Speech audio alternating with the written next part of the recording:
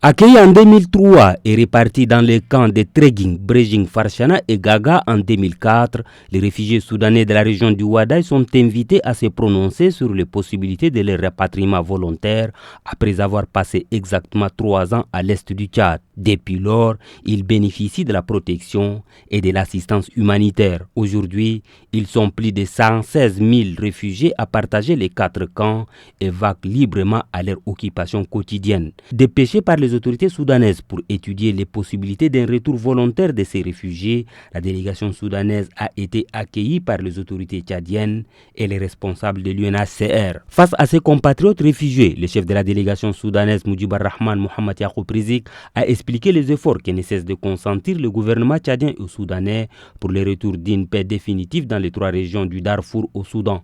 Il a cité l'exemple de la force mixte des 2 pays. C'est dans cette logique que Mujibur Rahman Mohamed Yacoub Rizik a émis le vœu de voir les réfugiés soudanais regagner volontairement leur pays d'origine.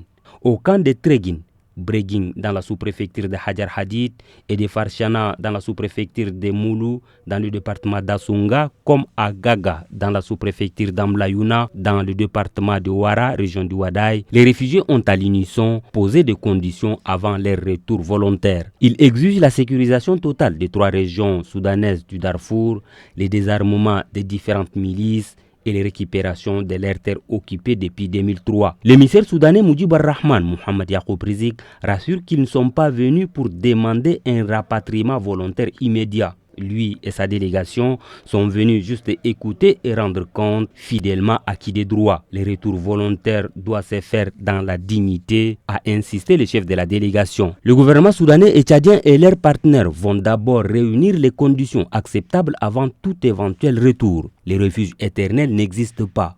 C'est ainsi que l'a rappelé la Convention de Genève qui propose aux réfugiés juste 3 alternatives: l'intégration locale, le transfert vers un autre pays ou enfin le retour volontaire vers leur pays d'origine. Et le chef de la délégation soudanaise, Mujibur Rahman Mohamed Yacoub Rizik, a opté pour la dernière qu'il qualifie de meilleure, c'est-à-dire le retour volontaire.